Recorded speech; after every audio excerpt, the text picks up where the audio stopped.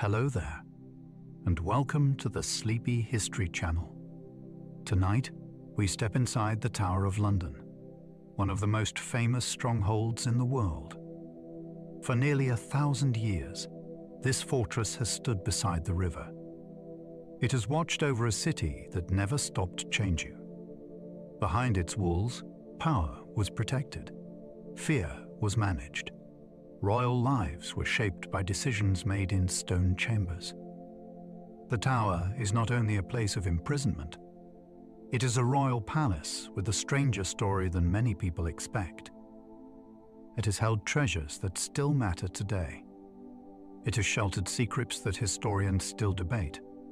It has turned real events into legends that refuse to fade. There is something gripping about a building that can feel both familiar and unknown. Every gate has a purpose. Every wall has a memory. Every room seems to ask what really happened there. If you enjoy these gentle journeys, I invite you to like, subscribe, or share a thought below. It helps others find their way here too, one sleepy soul at a time. But for now, all you need to do is settle in. Let your shoulders soften. Allow your eyes to grow heavy. And as the day begins to fade away, join me as we explore the Tower of London together. Let's begin. The tower was built to warn London that Norman rule had arrived. After the Norman conquest, London was not simply a prize. It was a problem.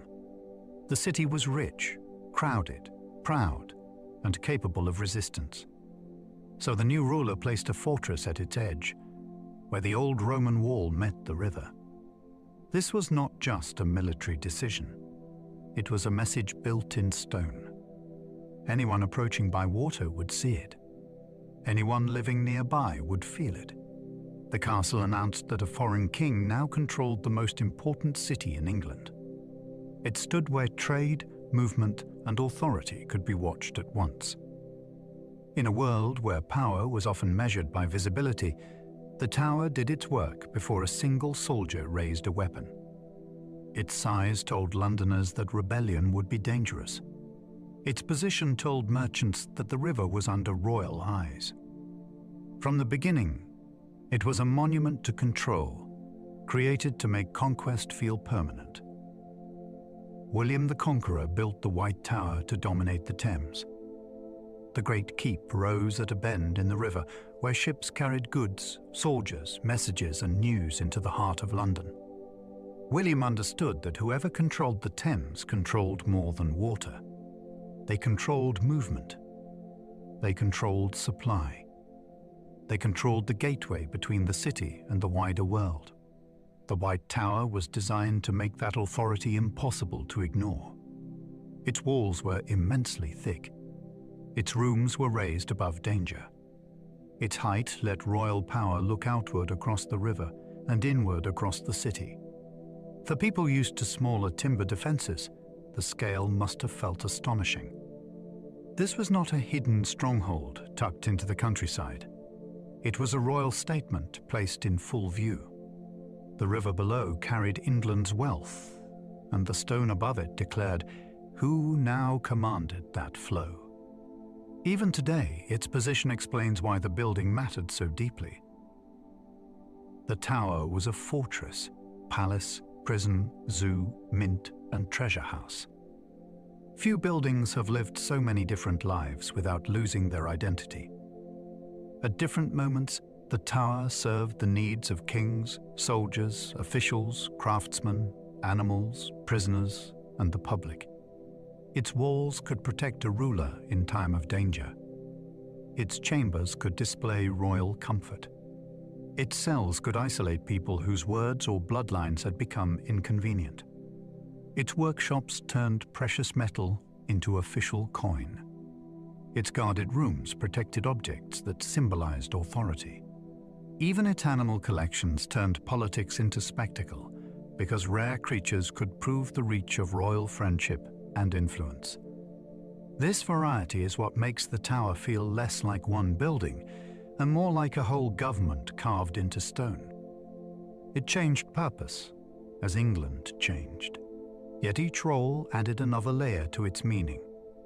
The same fortress could inspire pride, dread, curiosity, and loyalty, depending on who stood before it. The crown jewels guarded there are still used in royal ceremonies. Many treasures in museums are relics. They are admired because they belong to the past. The regalia kept at the tower is different, because some of it still has a working role in the life of the monarchy. These objects are not merely beautiful. They are part of public ceremony, and their meaning becomes most visible when they leave their guarded home for moments of state. Crowns, swords, orbs, and scepters carry ideas that are older than most institutions around us. They speak of duty, authority, religion, continuity, and public recognition. Their value is not only in gold or gemstones. It is in the ceremony that gives them purpose. That is why their security matters so much. They are objects people come to see behind glass, yet they are also instruments of living tradition. The tower protects them as treasure, but also as symbols that still perform. The princes in the tower remain one of history's greatest mysteries. Two royal boys entered the fortress during a dangerous struggle for the English throne, and then they disappeared from public view. That simple fact has haunted historians for centuries. They were young, politically valuable, and surrounded by adults whose futures depended on power. Their uncle became king. Their supporters feared the worst. Later generations searched for answers in chronicles, rumors, confessions, and bones. Yet the central question remains unresolved. Were they killed? If so, who ordered it? If not, where did they go? The mystery endures because it sits at the meeting point of childhood, ambition, and royal fear. It is not only a detective story. It is a warning about what succession politics could do to the vulnerable. The tower became the stage on which absence itself became unforgettable. No confirmed account closes the case. That silence has allowed suspicion to echo through English history for more than 500 years. Anne Boleyn walked to her death inside the tower walls. Her final mourning is one of the most famous scenes in Tudor history, partly because it unfolded with such terrible formality. Once she had been crowned queen with great display. Now she moved through the same royal fortress as a condemned woman. The setting mattered. This was not a distant battlefield or a hidden cell. It was the heart of royal authority, where a marriage, a dynasty, and a religious revolution had all become entangled. Anne faced death with words that were carefully chosen and publicly heard. A swordsman had been brought from France, which was seen as a swifter method than the axe. The moment was intimate, political, and theatrical, all at once. Her fall showed how quickly favor could become danger in Henry's court. It also fixed the tower forever in the story of queenship. Her life ended there, but her reputation only grew larger. The ravens are protected because legend says Britain depends on them. The birds are among the most famous residents in the fortress, and their presence gives the tower a strange, living heartbeat. The story says that if they ever leave, the kingdom will fall. Whether the legend is ancient or much more recent, its power is obvious. It turns ordinary animal care into a national ritual. They are watched, fed, named, and managed with great seriousness. Their feathers, moods, and movements become part of the daily life of the site. Visitors may arrive for jewels or famous prisoners, but many leave remembering the birds most vividly. There is something irresistible about the idea that a powerful state might be tied to a handful of black wings inside an old fortress. It blends superstition with ceremony in a way that feels perfectly suited to the tower. History here is never only paperwork. It also has beaks, calls, and shadows. The ceremony of the keys has locked the tower nightly for centuries. Every night, the fortress is secured in a ritual that feels almost untouched by modern life. The words are formal. The movements are precise. The purpose is simple, yet the meaning is far larger than a locked gate.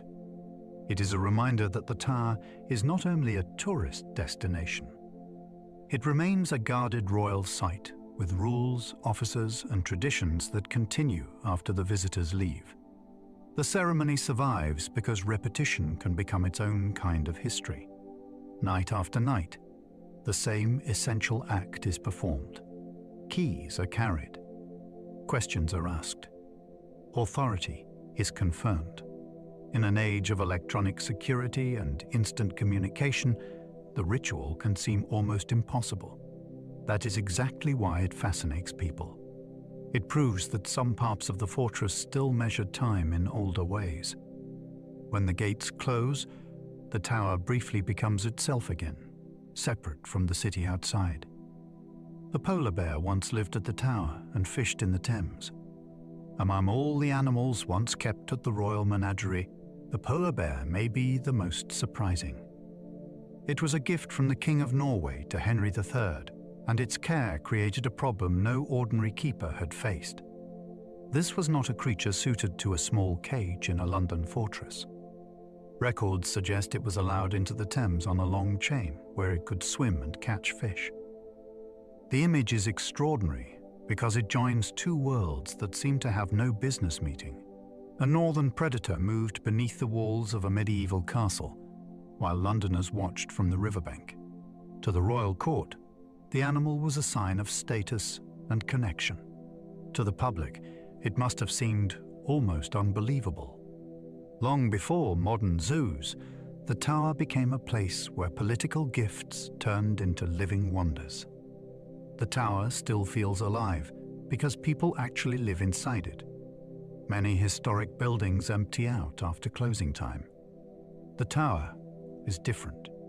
Behind the famous walls is a real community with homes, routines, responsibilities, and private moments that most visitors never see. Yeoman warders and their families live within the precincts. So do other people connected to the site's work and care. This changes the feeling of the place completely. It is not a frozen ruin. It is inhabited history. Lights appear in windows after dark. Footsteps cross courtyards when the crowds have gone. Daily life continues beside chapels, towers, gates, and guarded treasures. That human presence helps explain why the fortress has never become only a symbol. It is still managed from within. The people who live there are part of a chain of occupation reaching back through centuries. The tower survives not just because it is preserved, but because it remains a working place with a pulse. The White Tower was once the tallest building in London. To understand its original impact, it helps to imagine a much lower city.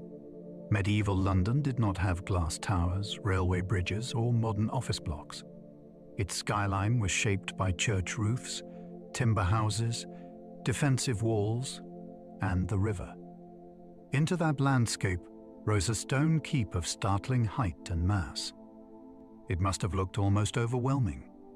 Height was not only practical, it gave defenders a better view, made assault more difficult, and allowed the king's power to be seen from far away. But the psychological effect may have mattered just as much. People did not need to enter the fortress to understand what it meant. They could read its message from the street, the wharf, or a boat on the Thames. The building turned vertical space into authority. Before London reached upward in so many directions, this one pale tower dominated the imagination of the city. Its pale stone came from Normandy to announce foreign royal power. The choice of building material was not neutral.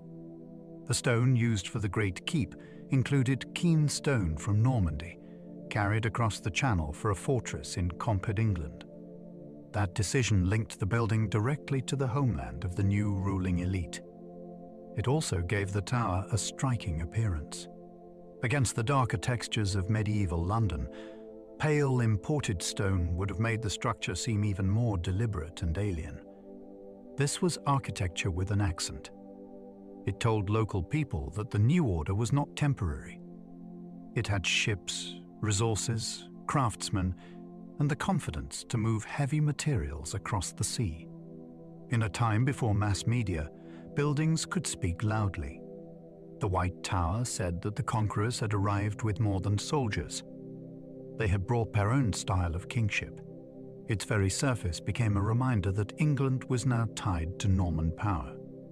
The tower's first moat was meant to terrify approaching enemies. A moat was not just a ditch filled with water. It was part of the carefully designed language of defense.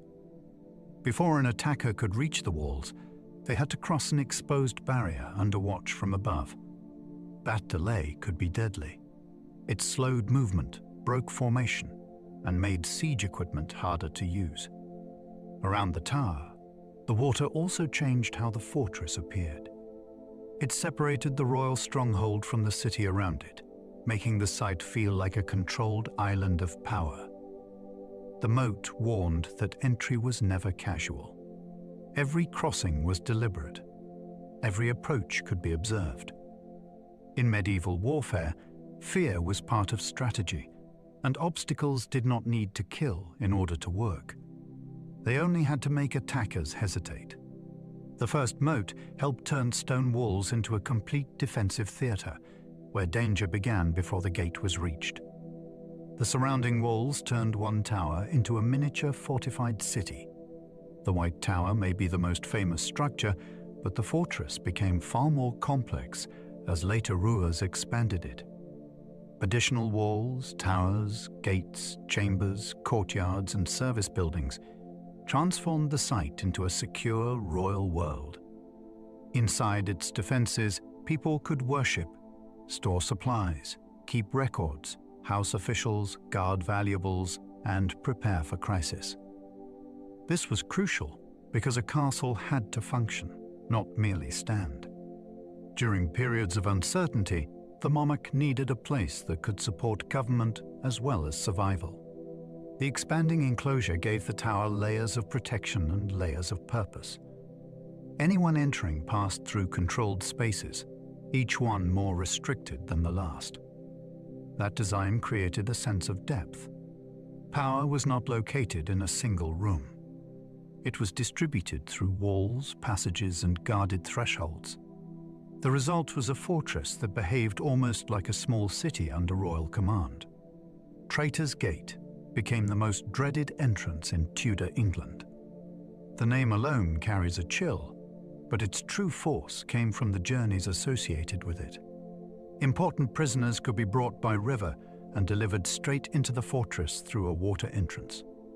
That route avoided the chaos of public streets, yet it did not remove the drama. A prisoner arriving there knew they had entered a place where royal suspicion could become final. During the Tudor period, the tower became closely linked with accusations of treason. Treason was not just a crime. It was a direct offense against the monarch's body and authority. To pass through the gate was to cross into a machinery of questioning, waiting, and fear.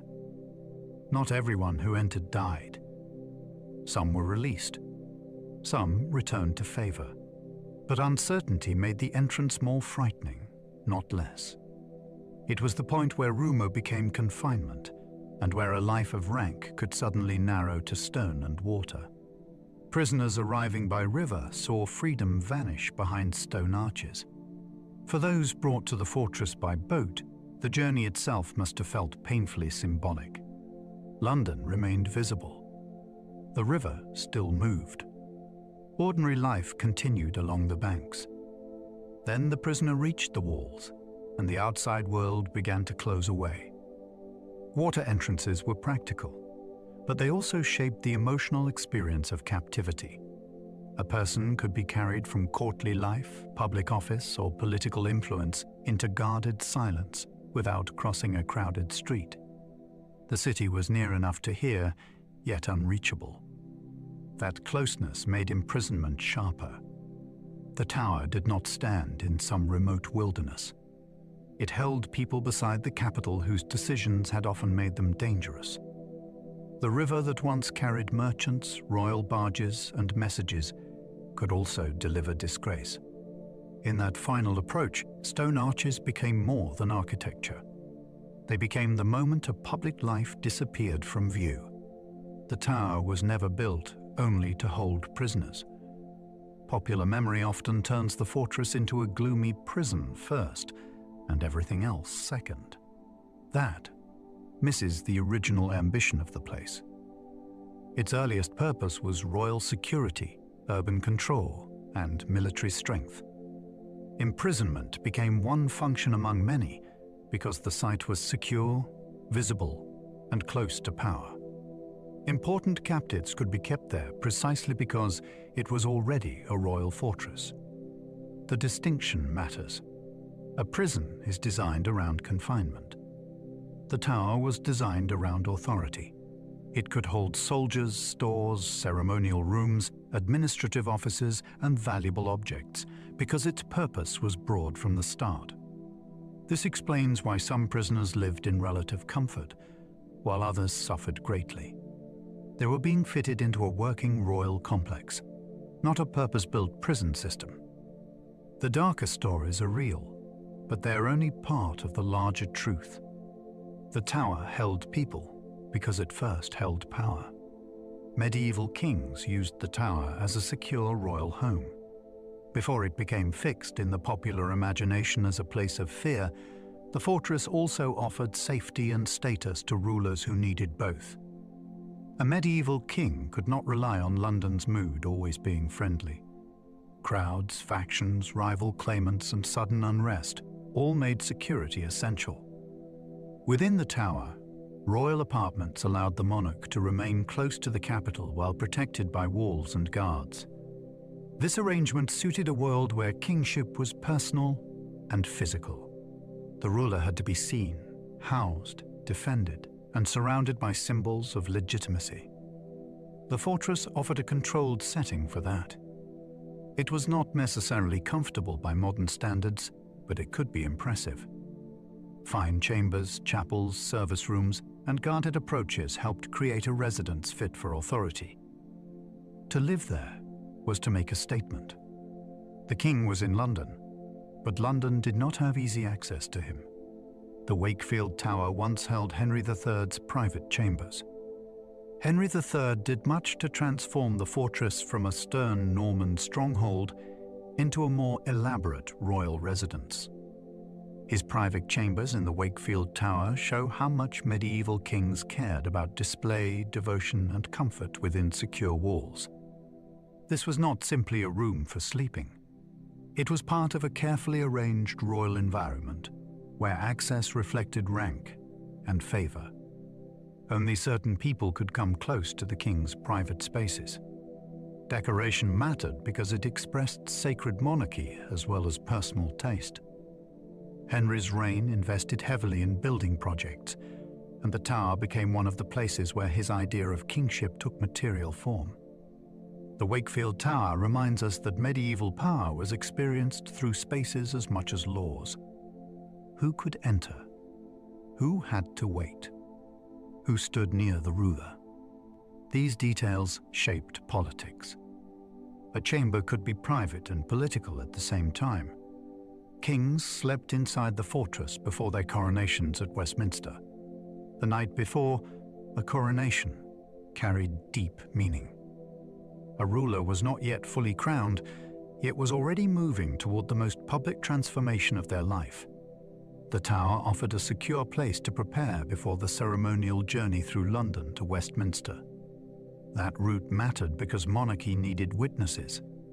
The new sovereign's progress allowed the city to see royal authority in motion. Beginning from the fortress gave the event a powerful setting. The tower held the ruler safely before the wider performance began. It connected military security with sacred ceremony. The coronation itself took place elsewhere, But the preparation inside the fortress added gravity to the transition. Imagine the contrast. Within the walls, controlled rooms and guarded gates.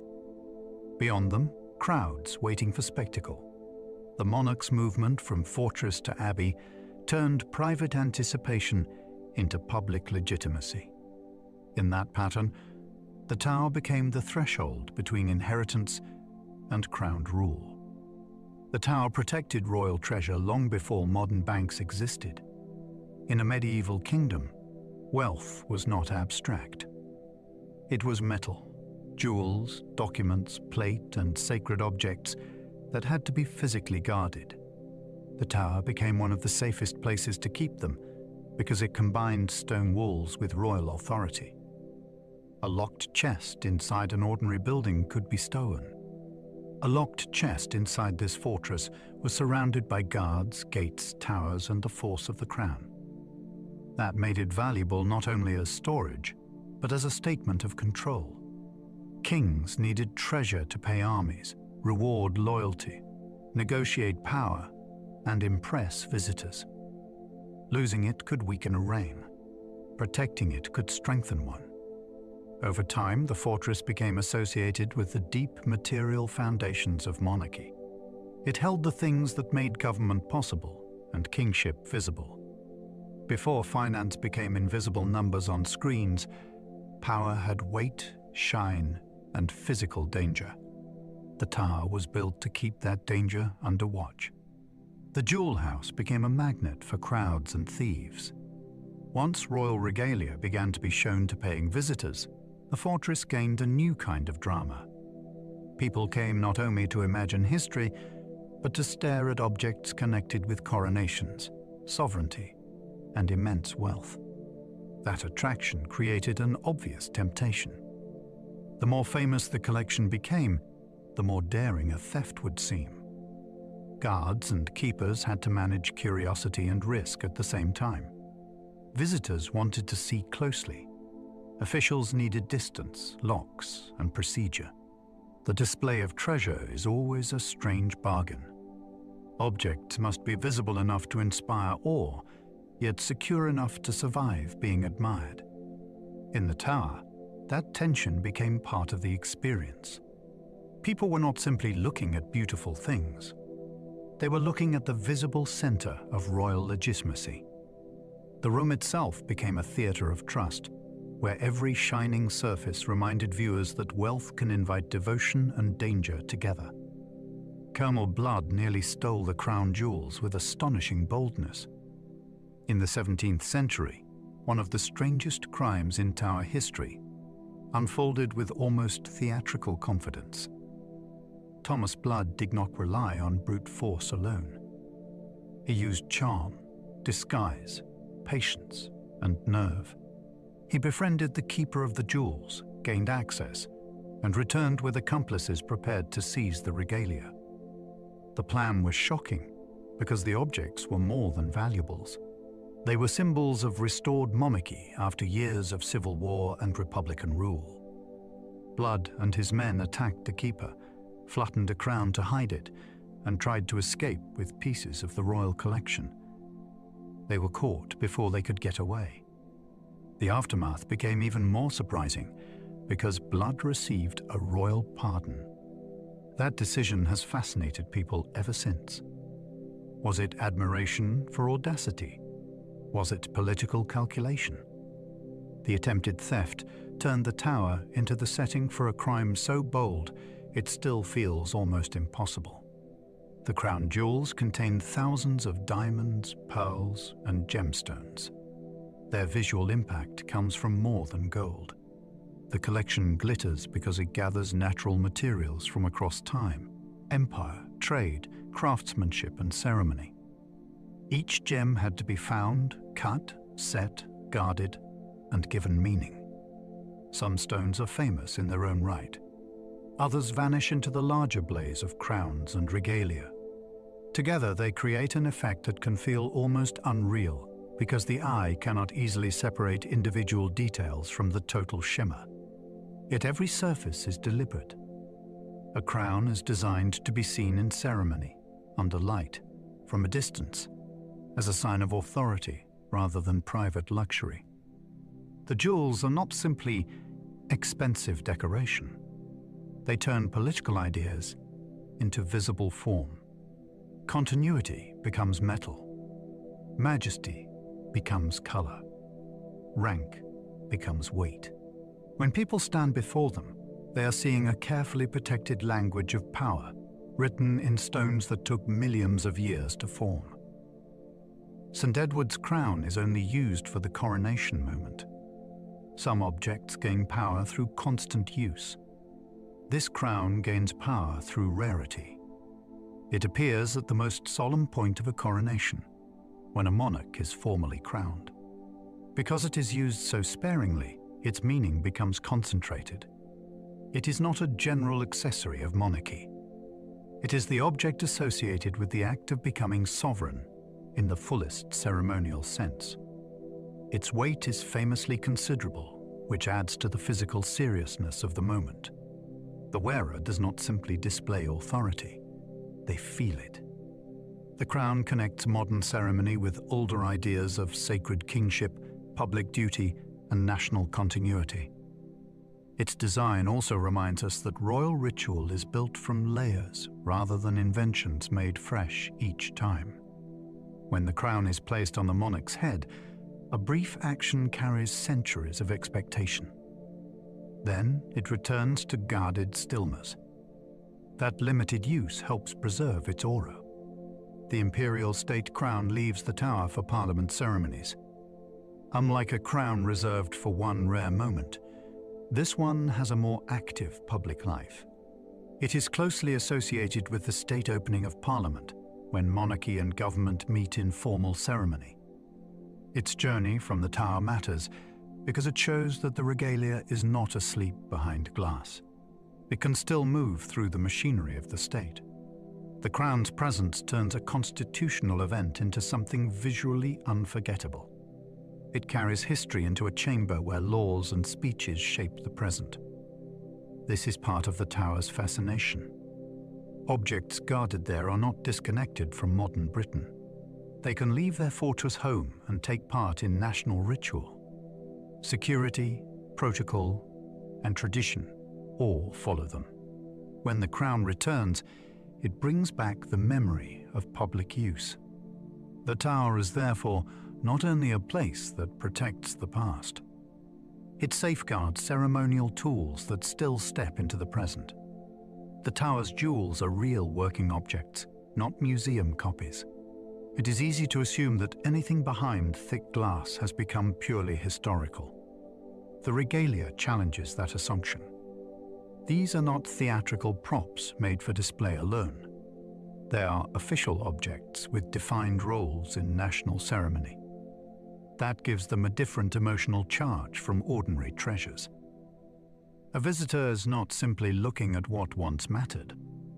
They are looking at things that may matter again in a future public moment. This makes the tower's security feel more understandable. The guards are not protecting dead wealth.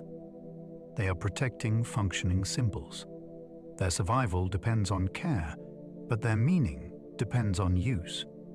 Each return to ceremony renews the link between object and office. The same piece can be admired by tourists on one day and carried into state ritual on another. That dual identity is rare. It turns the display into something alive, because the objects have not finished their work. The yeoman warders once guarded prisoners instead of guiding visitors. Today, their uniforms are part of the tower's public face, and their stories help visitors understand the site. Their origins, however, belong to a harsher world. They were not created as entertainers or guides. They were royal guards with serious responsibilities in a fortress that could hold dangerous or politically sensitive people. Watching prisoners required discipline, trust, and constant awareness. A careless guard could become part of an escape, a scandal, or a security failure. Over the centuries, as the tower's role changed, the warders became interpreters of history as well as guardians of place. That transformation is fascinating because it mirrors the fortress itself. A site once associated with fear now welcomes millions, yet it still preserves official structure. The warders carry that balance in person. They stand between military tradition and storytelling, between living ceremony and public memory. Their presence makes the tower feel guarded by history rather than merely staffed. Every yeoman warder must have served in the armed forces. The role is not handed out as a costume or a performance job. It is earned through long military service, which gives the position a seriousness visitors may not immediately realize. Behind the familiar uniform is a career shaped by discipline, command, duty, and public responsibility. That background matters because the tower is still a royal fortress with ceremonial obligations and security expectations. The warders do more than tell stories. They represent a continuation of service inside a place where the crown has relied on trusted personnel for centuries. Their military experience also gives weight to the way they speak about loyalty, danger, imprisonment, and national tradition. They are not distant from those ideas. They have lived within institutions built around duty. This requirement connects the modern tower to its old defensive character. Even when a warder is guiding a crowd, the role carries the memory of watchfulness. The uniform belongs to service first. The Beefeater nickname may come from royal food privileges. The famous nickname sounds cheerful now, but it may point back to a time when access to food reflected rank and favor. Meat was expensive, status-laden, and deeply connected to household privilege. If guards attached to the royal household received generous portions of beef, people would have noticed. A nickname could grow from that visible advantage. It is a small detail, yet it opens a doorway into the everyday world of hierarchy. In earlier centuries, power was not expressed only through crowns and ceremonies. It appeared in meals, clothing, wages, housing, and who had the right to stand near important people. The warder's nickname may therefore preserve a trace of social history hidden inside a familiar word. Visitors often smile at it without thinking too deeply, but it reminds us that the tower was also a workplace. Its traditions were shaped by ordinary needs as much as grand events. Even food could become legend. Yeoman warders live inside the tower with their families. This is one of the details that most changes how people imagine the fortress. It is not simply unlocked in the morning and abandoned at dusk. It contains homes. Families have private routines within walls that millions of visitors associate with famous prisoners, royal jewels, and ancient ceremonies. Children have grown up there. Neighbors know one another. Domestic life continues beside some of the most charged spaces in English history. That contrast is astonishing. A person might make tea within a fortress known across the world, then walk past towers that once held people accused of treason. The arrangement also means the tower is cared for by people whose connection is not abstract. They do not only work there, they inhabit it. Their presence keeps the place from becoming a lifeless monument. The fortress has always contained communities of guards, officials, servants, and specialists. Modern residents continue that older pattern in a changed form. The tower has its own doctor, chaplain, and tiny community. Inside the walls, daily life requires more than uniforms and ceremonies. A resident community needs care, worship, support, and organization. That is why the tower can feel almost like a small village hidden inside a world-famous monument. Its internal life includes roles that belong to ordinary human needs, not just public history. A chaplain connects the fortress to a long spiritual tradition, especially through its chapel and services. A doctor reflects the practical reality that people actually live and work there. Community structures create continuity after the ticket gates close. This is a powerful reminder that historic places are not only shaped by great events, They are sustained by maintenance, relationships, routines, and care. The tower's private world exists beside its public identity, and the two depend on each other. Visitors see the grand surface. Residents know the rhythms beneath it. That hidden social life gives the fortress depth beyond stone. The ceremony of the keys follows words spoken for generations. Ritual becomes powerful when people keep saying the same words long after the original world has changed.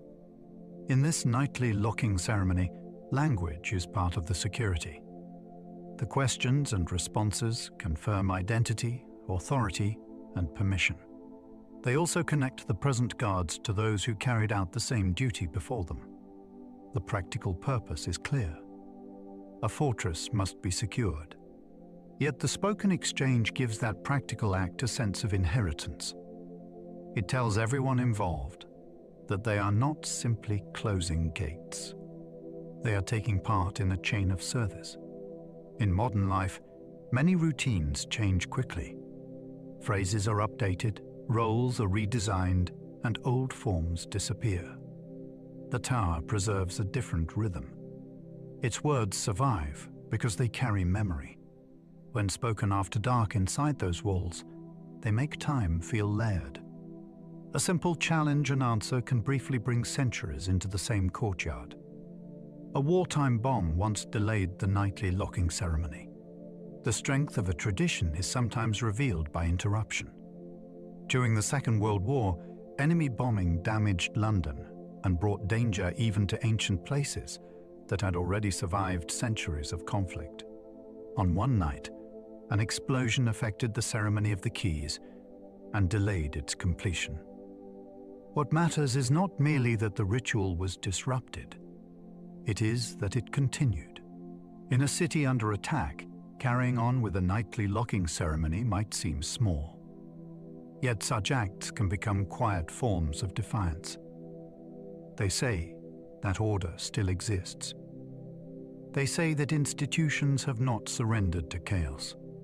The tower had once been built for war in a medieval sense, but modern bombing brought danger from the sky rather than from besieging soldiers.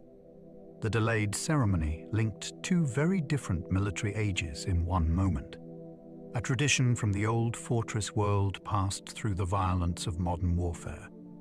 The tower ravens have names and carefully monitored personalities. The birds are treated as individual residents rather than anonymous symbols. Their keepers learn which ones are bold, suspicious, playful, difficult, or especially attached to certain habits. That attention matters because ravens are intelligent animals with complex behavior. They solve problems, recognize people, remember experiences, and respond to their environment in ways that can surprise even experienced handlers. Naming them makes their role easier for visitors to understand, but it also reflects the practical reality of care. The raven with a strong temperament cannot be managed like a decorative statue. It has preferences. It can test boundaries. It can bond or misbehave. This gives the tower's famous legend a living unpredictability. The birds do not merely represent an old story. They wake, eat, quarrel, explore, and choose. Their personalities make the fortress feel less controlled than its stone walls suggest. Even the royal stronghold must negotiate with creatures that have minds of their own. Raven wings are clipped, so they stay within the fortress. The practice sounds simple, but it reveals how carefully the legend is managed. The birds are allowed movement, presence, and daily life, yet their flight is limited to keep them close to the tower. This balance reflects the strange status they hold. They are animals, symbols, residents, and public favorites all at once. A completely free raven might leave, which would trouble the story that surrounds them. A completely confined bird would lose the living presence that makes them so memorable. Clipping the wings offers a middle path. It allows them to hop, glide short distances, and occupy the grounds, while reducing the chance of permanent departure. Their care also involves diet, shelter, health checks, and attention from specialists who understand their behavior. The result is a managed myth made visible every day. The birds appear ancient and mysterious, but behind that impression is practical work. Legend survives because someone tends it. The Raven Master cares for birds that became national symbols. This role combines animal husbandry with public storytelling in a way few jobs can match. The person responsible must understand feeding, health, enclosure, training, and temperament. At the same time, they guard one of the tower's most beloved traditions. The ravens are not rare decorations placed around the fortress for atmosphere. They are central to how many visitors remember the site. Their keeper becomes the human bridge between biology and legend. Every detail can matter, from the bird's diet to how they respond to crowds. A raven that grows stressed or aggressive presents practical problems. A healthy, confident bird helps the tradition feel alive. The Raven Master therefore protects both welfare and meaning. It is a reminder that symbols are never maintained by symbolism alone. They require labor. They require attention. They require people who can care for living creatures while carrying the weight of a story that has grown larger than fact. The oldest raven legend may be younger than many believe. Some traditions feel so ancient, but questioning their age can seem almost rude. Yet history often works differently from memory. The famous belief that the kingdom depends on the tower's ravens may not stretch back as far as many people imagine. It may have developed, changed, or gained prominence in more recent centuries. That does not make it unimportant. In fact, it makes it more interesting. Legends do not need to be medieval to become powerful. They grow because people repeat them, protect them, and attach meaning to them. The tower is especially good at this process. Its real history is dramatic enough, but stories gather around it like ivy on stone. A newer tradition can become beloved if it feels right in its setting. The Raven legend works because it matches the fortress perfectly. Dark birds, royal survival, ancient walls, and national fate form a story people want to believe. The Tower Menagerie was London's first long-running royal zoo. Long before modern zoological gardens, the fortress housed a collection of animals that astonished visitors and advertised royal connections. Keeping such creatures was not simply a hobby. It was a display of reach.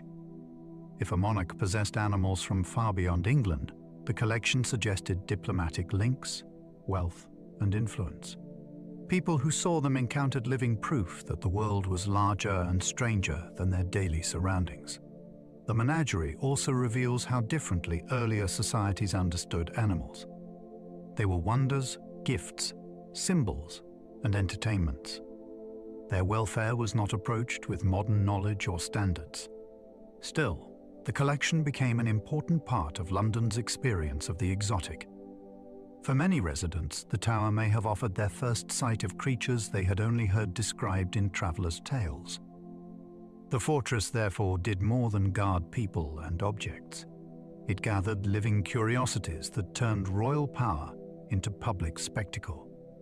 Exotic animals arrived as diplomatic gifts from distant rulers. A rare animal could be a message in living form.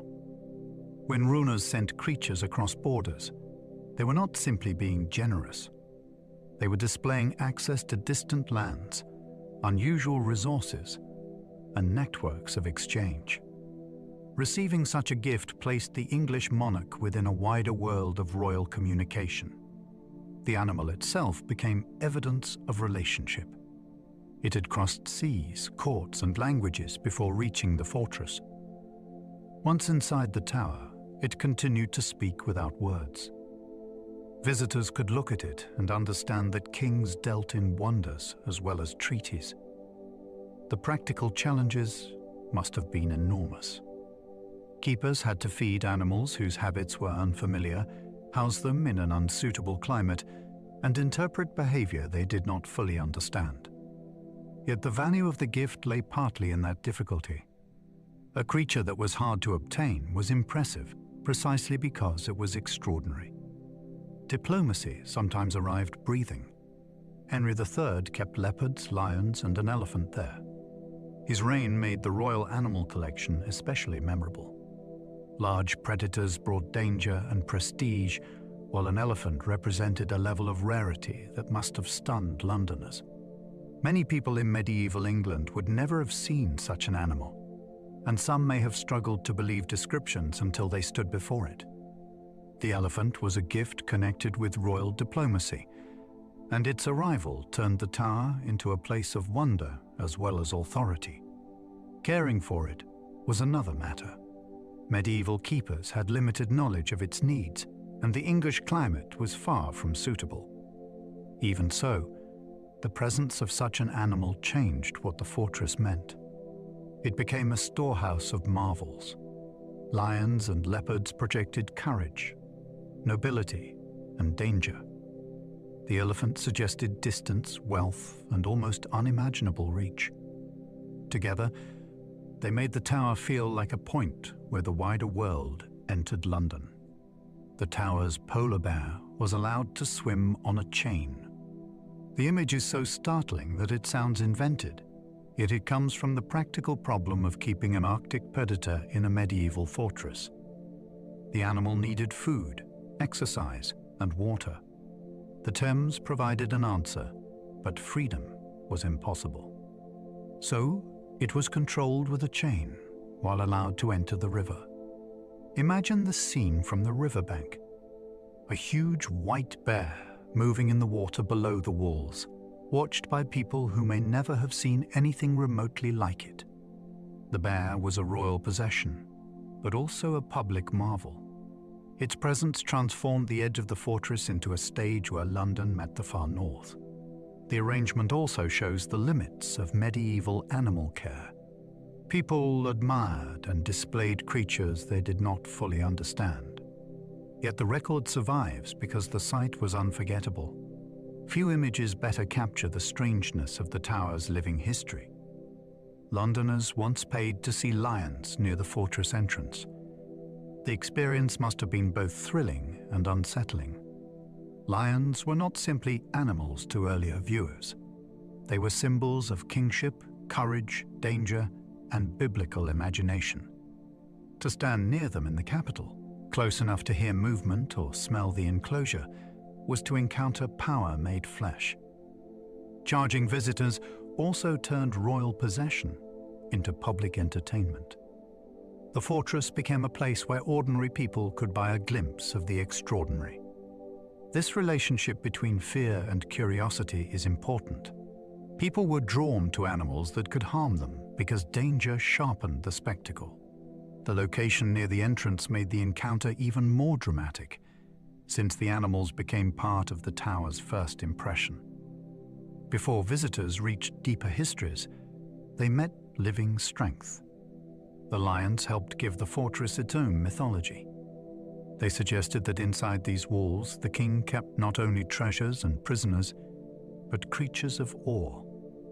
Some tower animal bones were rediscovered during modern excavations. Archaeology can make old stories suddenly physical. Written records tell us animals lived at the fortress, but bones bring that history into the hand. When remains are uncovered, they help researchers understand what species were kept, how they lived, what they ate, and sometimes how they died.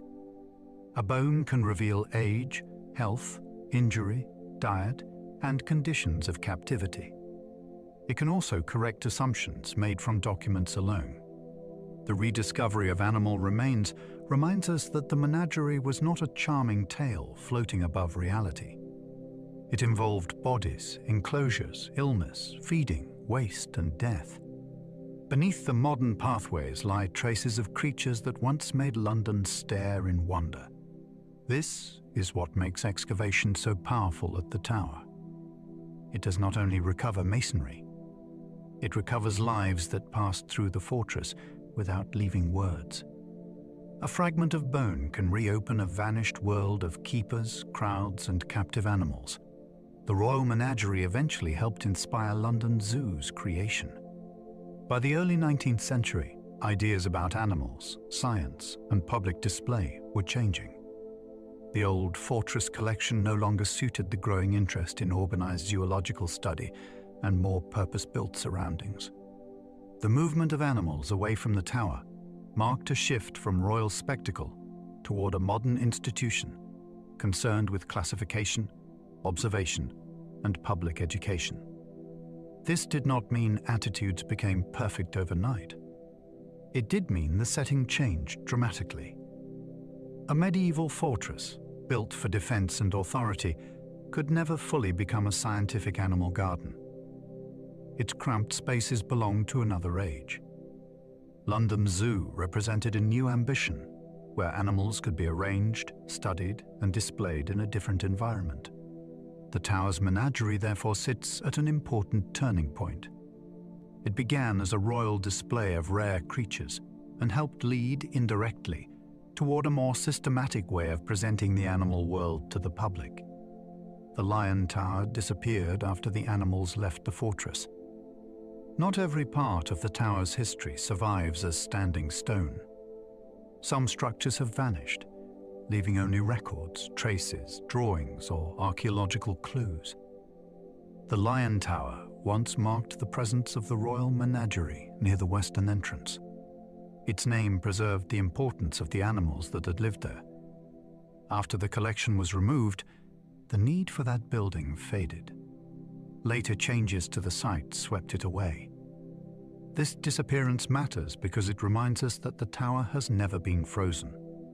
Buildings were added, altered, damaged, demolished, and reinterpreted. What visitors see today is only one version of a place that has been constantly reshaped. The missing Lion Tower also invites imagination. People once approached the fortress with the sound and smell of great animals nearby. Now that sensory world is gone, its absence is part of the story. The tower is full of visible history, but also full of ghosts made from lost architecture. The Tower Mint made coins for England for centuries. Coinage is one of the most practical forms of royal authority. Every coin carried trust. It needed the right weight, the right metal, and the right official mark. By producing coins within the fortress, the Crown placed money-making under strong protection. This was essential because coinage could affect trade, wages, taxation, and confidence in government. A debased or unreliable currency could create anger far beyond the mint itself. Inside the tower, skilled workers turned metal into objects that passed through countless hands. A coin might begin under close royal supervision, then move into markets, taverns, ships, farms, and purses across the country. That journey made the monarch's authority part of daily exchange. The work was technical, noisy, and demanding. It involved furnaces, tools, dyes, metal supply, and constant oversight. The Tower Mint shows that the fortress did not only guard symbols of power, it helped manufacture power people could spend. Isaac Newton worked to reform coinage after tower minting declined. Newton is usually remembered for gravity, motion, light, and mathematics. Yet he also played a major role in England's financial life. As an official of the Royal Mint, he became involved in the difficult work of improving coinage during a period when clipping, counterfeiting, and inconsistency threatened public confidence. This was not a purely ceremonial post for him. He pursued counterfeiters with determination and helped bring administrative seriousness to the Mint's operations. His work belongs to a world where science, government, law, and money overlapped. The connection is fascinating because it places one of history's greatest thinkers near the practical machinery of state power. The problem was not abstract. Bad coins affected ordinary trade. A trustworthy currency required precision and enforcement. Newton's mint career reminds us that intelligence can reshape society in unexpected places. The man who explained celestial motion also helped defend the value of coins passing through human hands. Mint workers lived near furnaces, metal, and constant royal oversight. The world of coin production was physical and intense.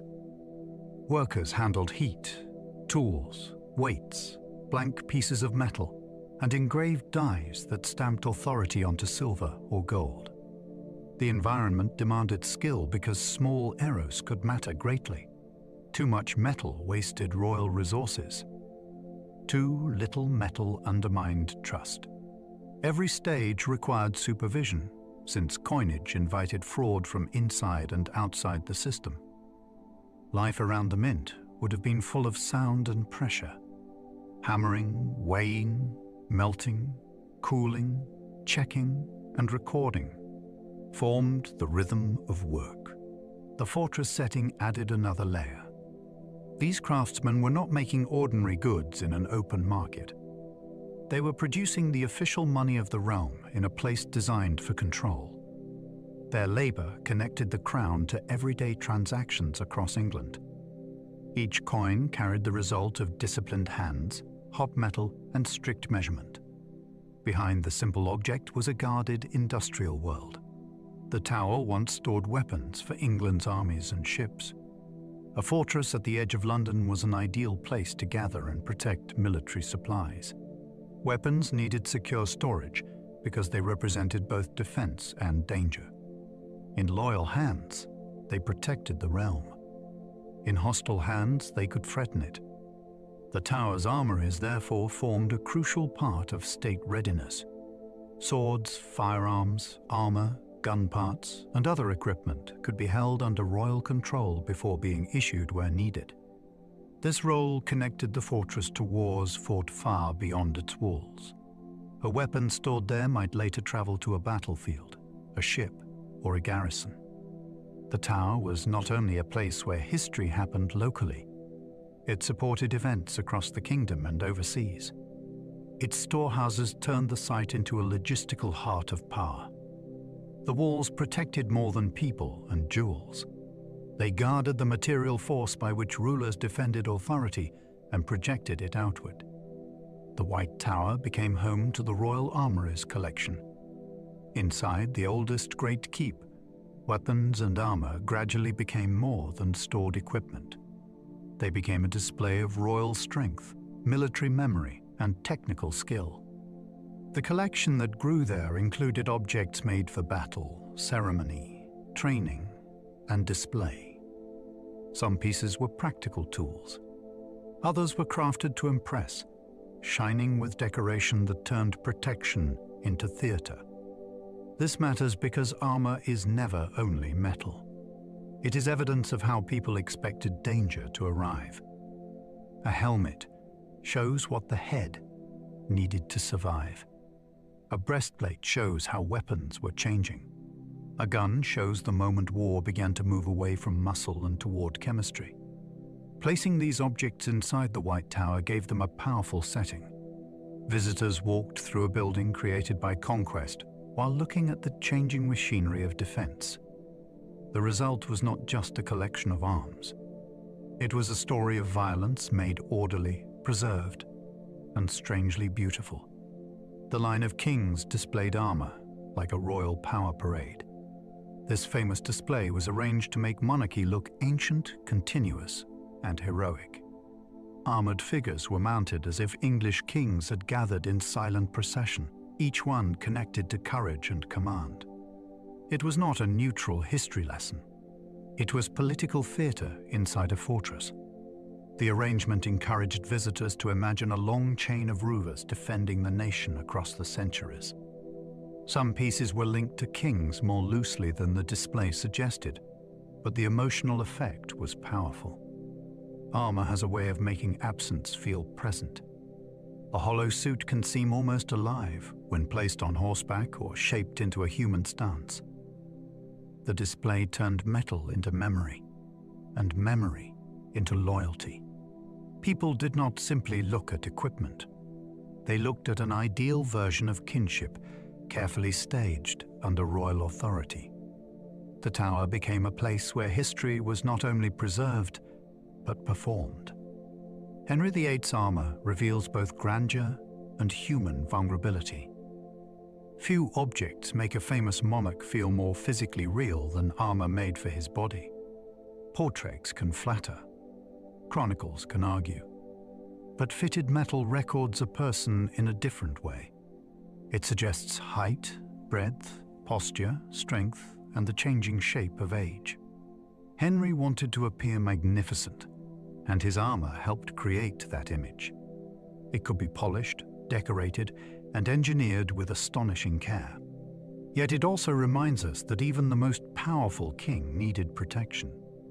Beneath all the splendor was a human body that could be wounded.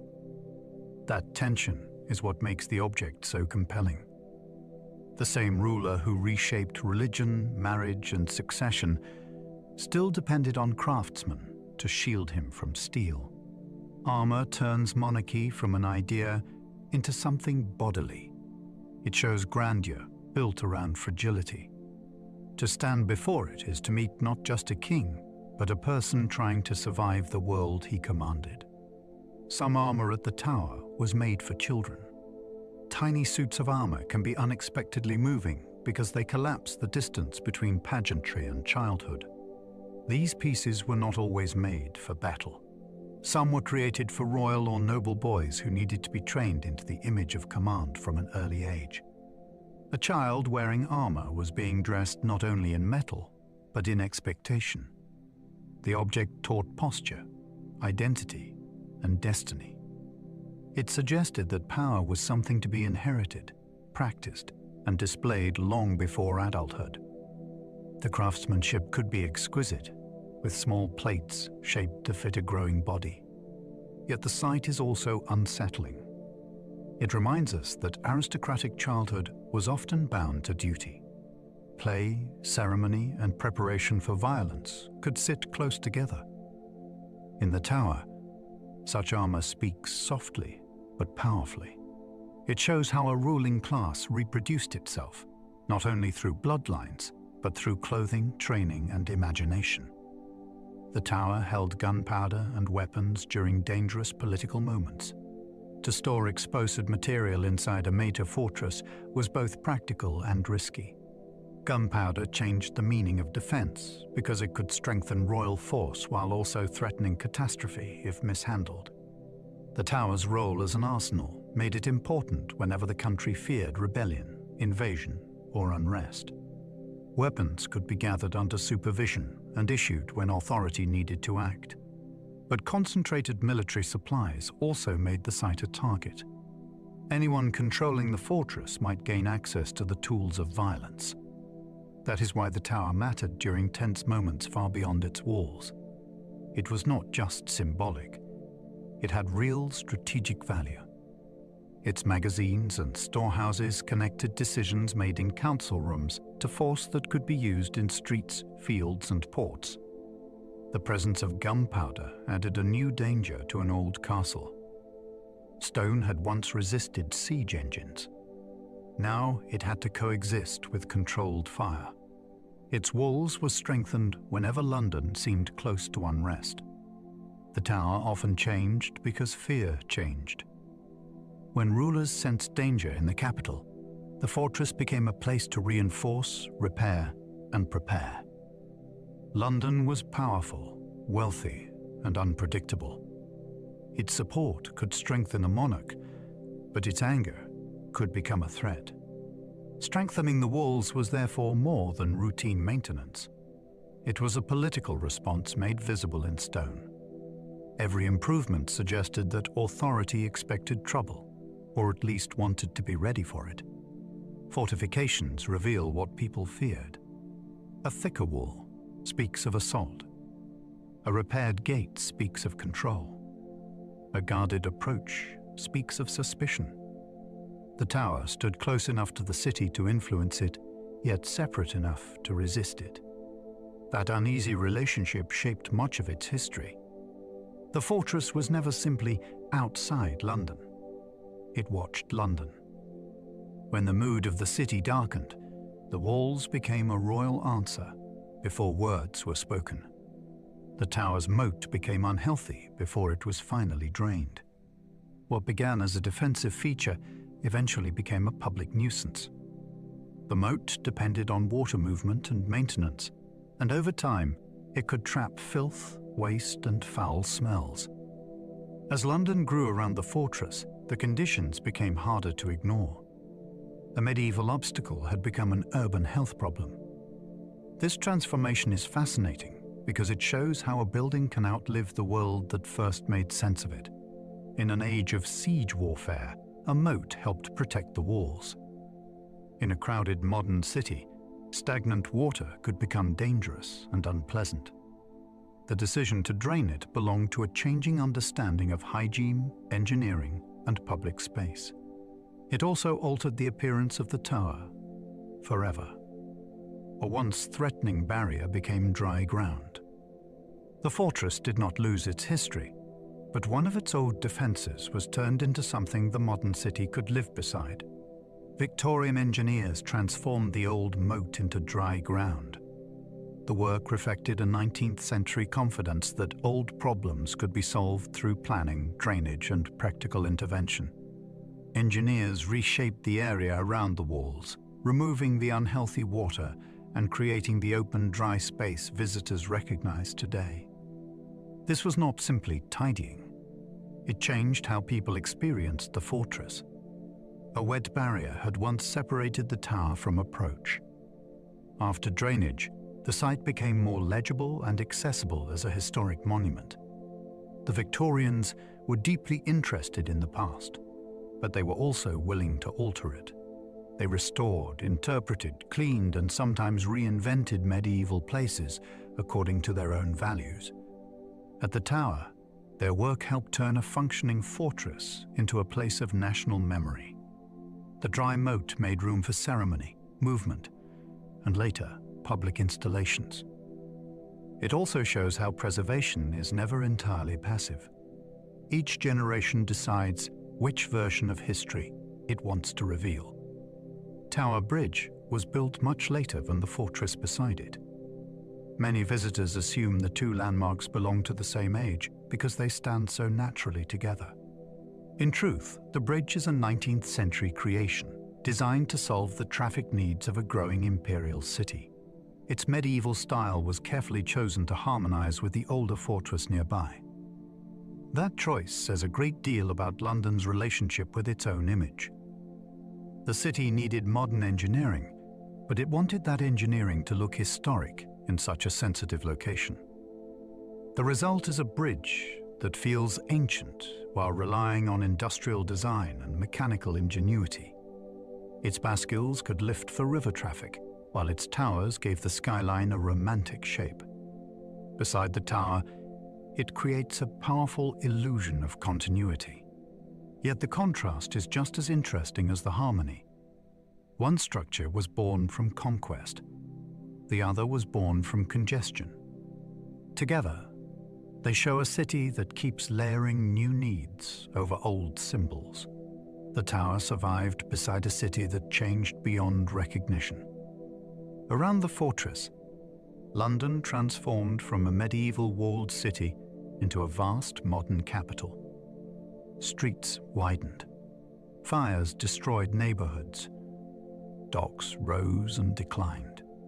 Railways arrived. Glass and steel climbed into the skyline. Through all of this, the tower remained in place, not unchanged, but still recognizable. That survival gives it extraordinary power. It acts almost like a fixed point against which the city's restlessness can be measured. Generations who would barely understand each other's London could all identify those walls. The fortress has watched languages shift, clothing change, technologies appear, and governments evolve. Yet it has never become invisible. Its age gives the modern city depth. Its presence reminds us that London is not one place, but many places stacked together in time. To stand there today is to sense the speed of change and the stubbornness of stone. Few sights make history feel so physically present. Elizabeth I entered the Tower as a frightened prisoner. Before she became one of England's most celebrated monarchs, Elizabeth experienced the fortress from the other side of power. During the reign of her half-sister Mary, she was suspected of involvement in rebellion and brought there under guard. For a young woman with royal blood, the danger was extreme. Her mother had died within the Tower's precincts, and Elizabeth knew what accusation could mean. The psychological weight of that arrival is hard to overstate. She was not merely entering a prison. She was entering a place already stained by her own family's history.